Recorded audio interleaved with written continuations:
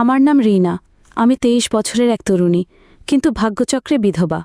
প্রতি রাতে আমার ১৮ বছরের দেবর আকাশ আমার সেবা করত। একদিন আমার পায়ে সেবা করার সময় সে আমার সাথে এমন এক আচরণ করে যা শুনলে আপনারা অবাক না হয়ে পারবেন না। আমার যখন মাত্র ১৮ বছর বয়স, তখন বাবা মা আমাকে পাত্রস্থ করেছিলেন, কিন্তু বিয়ের কয়েক বছর যেতে না যেতেই আমার স্বামী পরলোক গমন করেন। স্বামীর মৃত্যুর পর আমার দেবর আমার সাথেই থাকত। যখন আমার বয়স ২০, তখন আমার স্বামীর বয়স ছিল ৪০।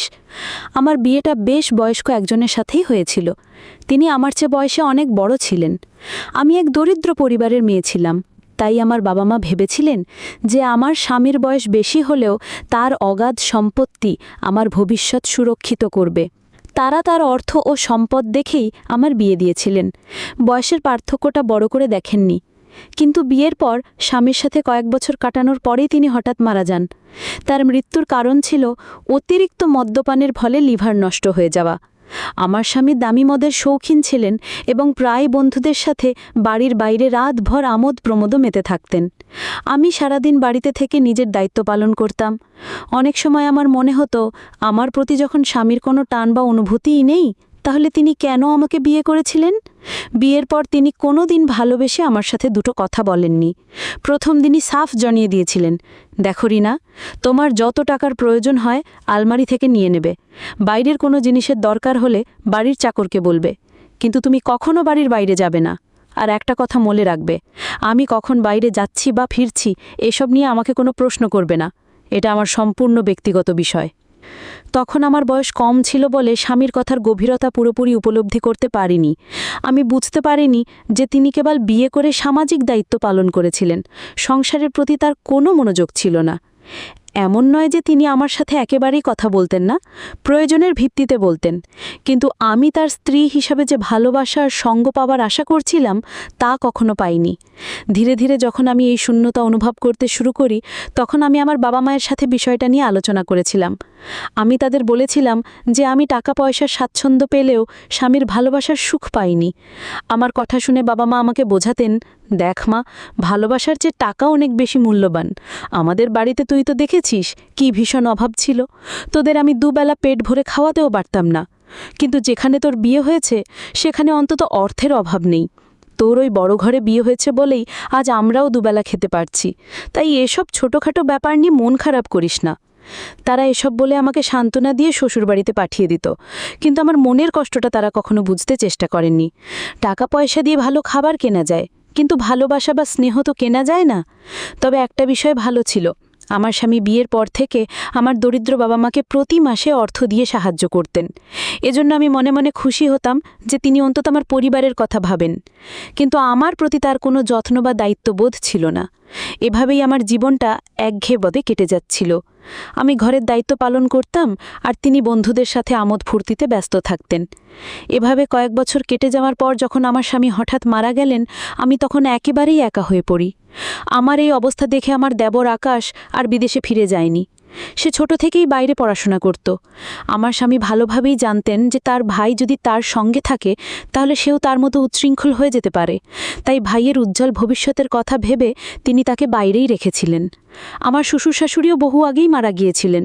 এদিকে আকাশের বয়স ১৮ হলেও তাকে দেখে বোঝার উপায় ছিল না। তার সুঠাম স্বাস্থ্য ও পেশিবহুল চেহারা দেখে তাকে ২৭-২৮ বছরের যুবক মনে হতো। আকাশ আসার পর ধীরে ধীরে আমি বুঝতে পারলাম, এতদিন ধরে আমি স্বামীর কাছে যে ভালোবাসাটা আশা করছিলাম সেটা যেন আমার দেবর আমাকে দিচ্ছিল। স্বামীর মৃত্যুর পর আমি মানসিকভাবে খুব ভেঙে পড়েছিলাম। কারো সাথেই কথা বলতে ভালো লাগতো না। একজন বিধবা আর একজন সধবা নারীর জীবনে যে আকাশ পাতাল তফাৎ তা আমি হাড়ে হাড়ে টের পাচ্ছিলাম। স্বামীর মৃত্যুর পর কিছুদিন পর্যন্ত আমাদের বাড়িতে আত্মীয় স্বজনরা ছিল। তাদের সামনে কেঁদে আমি মনের কষ্ট কিছুটা হালকা করতাম, কিন্তু তারা চলে যাবার পর আমি আরও একা হয়ে পড়ি। মানে হতো ওই বিশাল বাড়িটা যেন আমাকে গিলে খেতে আসছে। আমার স্বামী আমাকে ভালোবাসতেন না ঠিকই, কিন্তু তার সাথে থাকার একটা অভ্যাস হয়ে গিয়েছিল। আত্মীয়রা চলে যাবার পর একদিন সন্ধ্যায় আমি একটা সাদামাটা শাড়ি পরে ঘরের জানালার ধারে বসে বাইরে তাকিয়েছিলাম। তখন আকাশ দরজায় মৃদু শব্দ করে জিজ্ঞেস করল, বৌদি, ভেতরে আসতে পারি? তার কণ্ঠ শুনে আমি চোখের জল মুছে বললাম, হ্যাঁ, ভেতরে আয়। সে ঘরে এসে আমার পাশে বসল, আমার হাত দুটো ধরে বলল, বৌদি, আমি জানি তুমি খুব একা বোধ করছো, কিন্তু চিন্তা করো না, আমি তোমাকে এই অবস্থায় ফেলে কোথাও যাব না। আমি সিদ্ধান্ত নিয়েছি বাকি পড়াশোনাটা এখান থেকেই শেষ করব। তার কথা শুনে আমি খুব আশ্বস্ত হলাম। মনে হলো, যাক, আমার কথা ভাবার মতো একজন তো আছে। সে প্রতিদিন সকালে আমার ঘুম ভাঙার আগেই আমার ঘরে এসে দেখে যেত আমি ঠিক আছি কিনা। মাঝে মাঝে আমার জন্য চাও বানিয়ে নিয়ে আসতো। যখনই সে অবসর পেত, আমার সাথে বসে ঘন্টার পর ঘন্টা গল্প করত, মজার কথা বলে আমাকে হাসানোর চেষ্টা করত। আমি যখন দুশ্চিন্তায় থাকতাম, আমার মাথায় যন্ত্রণা হলে সে আমার মাথা টিপে দিত। আমি তাকে বারণ করলে সে মায়াভরা কণ্ঠে বলতো, বৌদি, তোমার ওপর আমার কি কোনো অধিকার নেই? আমি কি তোমার একটু সেবা করতে পারি না? তার এই আন্তরিক কথায় আমি আর তাকে বাধা দিতে পারতাম না। এভাবেই দিন কাটতে লাগল এবং আমার দেবর আমার খুব কাছাকাছি আসতে শুরু করল। ধীরে ধীরে আমি বুঝতে পারছিলাম যে আকাশ আমার প্রতি অত্যন্ত যত্নশীল। এই অনুভূতিটা আমার ভেতরটাকে নাড়িয়ে দিচ্ছিল, কারণ আমি ঠিক এই ভালোবাসাটাই একদিন আমার স্বামীর কাছে চেয়েছিলাম। আকাশের সাথে যতই দিন কাটছিল, আমি ততই অজান্তেই তাকে পছন্দ করতে শুরু করেছিলাম। কিন্তু একটা সময় আমার মনটা এমনভাবে ভেঙে যাবে তা আমি কল্পনাও করতে পারিনি। আসলে দোষটা সম্পূর্ণ আমারই ছিল। আমি একবারও ভেবে দেখিনি যে আকাশ আমার চেয়ে বয়সে ছোট আর আমি তার চেয়ে বড়। আমি কি করে এত বড় একটা ভুল করতে যাচ্ছিলাম? তার আমার প্রতি শ্রদ্ধা, যত্ন আর ভালোবাসাকে আমি অন্য কিছু ভেবে বসেছিলাম। সে কি সত্যি আমাকে তার দাদার বিধবা স্ত্রী হিসেবে দেখত, নাকি এর পেছনে অন্য কোনো অনুভূতি ছিল? আমি তা বুঝতে পারছিলাম না। আমার খাওয়া দাওয়া থেকে শুরু করে শারীরিক সুস্থতা, সব কিছুর খেয়াল সে রাখত। এতে আমি তাকে অন্য চোখে দেখতে শুরু করি এবং তার প্রতি আমার প্রত্যাশা বাড়তে থাকে। স্বামীর মৃত্যুর পর দুশ্চিন্তার কারণে আমাকে নিয়মিত ওষুধ খেতে হতো। সেই ওষুধও আকাশ আমাকে নিজের হাতে খাইয়ে দিত। সে সবসময় বলতো, বৌদি, নিজের শরীরের যত্ন নাও, ঠিকমতো না খেলে তো শরীর আরও ভেঙে পড়বে। দাদাকে তো আমি হারিয়েছি, তোমাকে কোনোভাবেই হারাতে চাই না। তার মুখ থেকে এমন কথা শুনে আমি তাকে অন্যরকম ভাবতে শুরু করেছিলাম। আমার মনের অনুভূতিগুলো ভালোবাসার দিকে মোড় নিচ্ছিল। এভাবে প্রায় ৩-৪ মাস কেটে যাবার পর আমি আমার ১৮ বছরের দেবরের জন্য নিজেকে নতুন করে সাজাতে শুরু করেছিলাম। আমার স্বামী তো কখনো আমার দিকে সেভাবে তাকায়নি, তাই আকাশের কাছ থেকে এত যত্ন পেয়ে আমি তাকে মন দিয়ে ফেলেছিলাম। পরিস্থিতি এমন হয়েছিল যে আকাশ আমার সামনে এলেই আমি লজ্জায় লাল হয়ে যেতাম। তাকে আকর্ষণ করার জন্য আমি সুন্দর করে সেজেগুজে থাকতাম। আমি সেজে থাকলে সে বলতো, বৌদি, তুমি এভাবেই সেজেগুজে হাসি খুশি থেকো, আমি তোমাকে সবসময় হাসি খুশি দেখতে চাই। সে বুঝতেও পারেনি যে আমি তাকে ভালোবেসে ফেলেছি। আমার দেবরের স্নেহ আর ভালোবাসা পাওয়ার জন্য আমি ভুল পথে হাঁটতে শুরু করেছিলাম। তার সান্নিধ্য পাওয়ার আশায় আমি নানা ছলনার আশ্রয় নিতে শুরু করেছিলাম। সে আমার যত্ন নিত, কিন্তু সেটা শ্রদ্ধার ছিল, আমি যা ভাবছিলাম তা নয়। তার পবিত্র যত্ন আর ভালোবাসাকে আমি ভুল বুঝতে শুরু করেছিলাম। সেদিন আমি মনে মনে ঠিক করলাম, অনেক হয়েছে লুকোছুরি, এবার আমি তাকে সরাসরি আমার মনের কথা জানাবো যে আমি তাকে ভালোবাসি এবং তার সাথেই বাকি জীবনটা কাটাতে চাই। সেদিন আকাশ বাড়ি ফিরলে আমি ইচ্ছে করে অসুস্থতার ভান করলাম। বললাম, আমার সারা শরীরে খুব ব্যথা, আমি বিছানা থেকে উঠতেও পারছি না। আমার উদ্দেশ্য ছিল তার মনোযোগ আকর্ষণ করা। আমি যখন তাকে ব্যথার কথা বললাম, সে রান্নাঘর থেকে এক বাটি তেল গরম করে নিয়ে এলো। ঘরে এসে বলল, বৌদি, তুমি শান্ত হয়ে শুয়ে থাকো, আমি তোমার পায়ে মালিশ করে দিচ্ছি, দেখবে ব্যথা কমে গেছে। আমি মনে মনে খুব খুশি হলাম। ভাবলাম, সে যখন আমার সেবা করবে তখন নিশ্চয়ই আমার প্রতি আকৃষ্ট হবে। আমি তাকে নিজের দিকে টানার জন্য আগে থেকে সেজেগুজে প্রস্তুত ছিলাম। আকাশকে দেখি আমি কাতর স্বরে বললাম, আমার শরীরে খুব যন্ত্রণা হচ্ছে, তুমি যদি একটু সেবা করে দাও তাহলে খুব আরাম পাবো। আমার এই মিথ্যে কষ্ট দেখে সে আমার পাশে বসে আমার পায়ে আলতো করে তেল মালিশ করতে লাগল।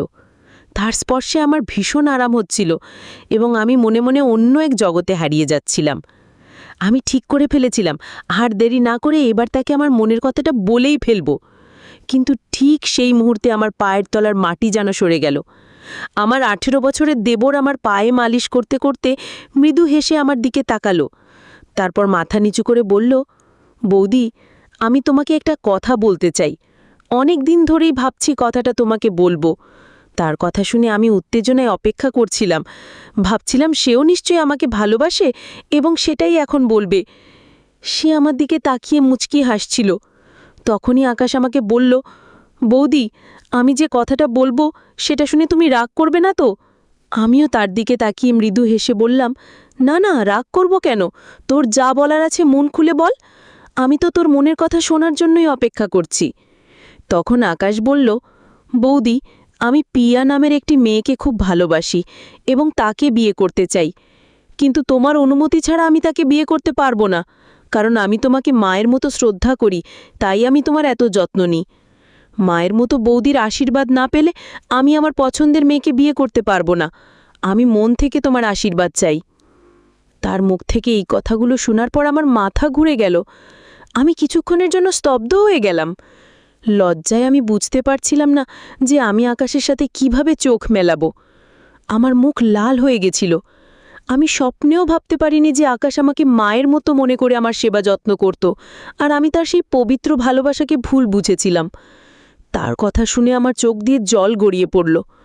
আমার চোখে জল দেখে সে তাড়াতাড়ি আমার চোখের জল মুছে দিয়ে বলল, বৌদি, তুমি কাঁদছ কেন? তুমি কি চাও না আমি পিয়াকে বিয়ে করি? আমার কোনো কথা যদি তুমি কষ্ট পেয়ে থাকো তাহলে আমাকে ক্ষমা করে দিও। তখন আমি তার কাঁধে হাত রেখে জোর করে হেসে বললাম, আরে পাগল, আমি তো খুশিতে কাঁদছি। আমার দেবরটা তো অনেক বড় হয়ে গেছে। তুই যখন বিয়ে করে তোর বউকে বাড়িতে নিয়ে আসবি তখন হয়তো আমাকে আর আগের মতো ভালোবাসবি না, আমার এত যত্ন করবি না, এই ভেবেই হয়তো আমার চোখে জল এসে গেছে। আকাশ তখন আমার হাতটা ধরে বলল, বৌদি, এমনটা কখনোই হবে না। আমি তোমাকে আমার মায়ের আসনে বসিয়েছি। ছোটবেলায় বাবা মারা যাবার পর মা খুব একা হয়ে গিয়েছিলেন, তখন দাদা মায়ের খুব খেয়াল রাখত। আমি দাদার কাছেই শিখেছি। তুমি ছাড়া তো আমার আর কেউ নেই বৌদি। তোমার কিছু হয়ে গেলে আমি তো একেবারে একা হয়ে যাব। তাই আমি তোমাকে কোনোভাবেই কষ্ট দেব না। এই জন্য তোমার অনুমতি নিতে এসেছি। আমি কি আমার পছন্দের মেয়েকে বিয়ে করে এই বাড়িতে আনতে পারি? আমার স্ত্রী এলে তোমাকে আর কোনো কাজ করতে হবে না, সেই বাড়ির সব দায়িত্ব সামলে নেবে। তুমি এতদিন অনেক কষ্ট করেছ, সে এলে তোমার একাকিত্বও কেটে যাবে। তার কথা শুনে আমার নিজেরই খুব লজ্জা করছিল।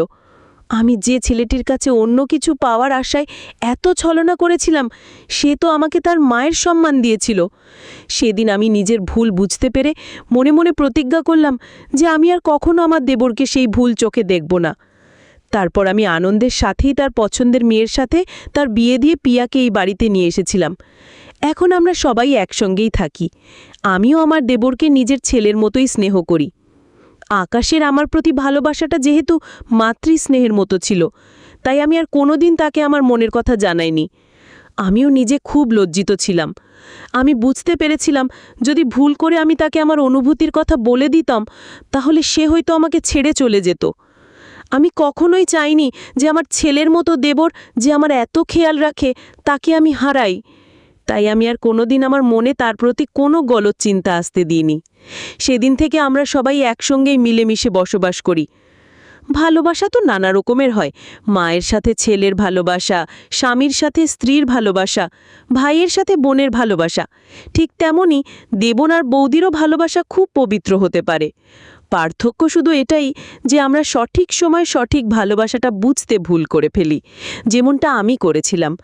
আমি আমার দেবরের পবিত্র ভালোবাসাকে চিনতে পারিনি।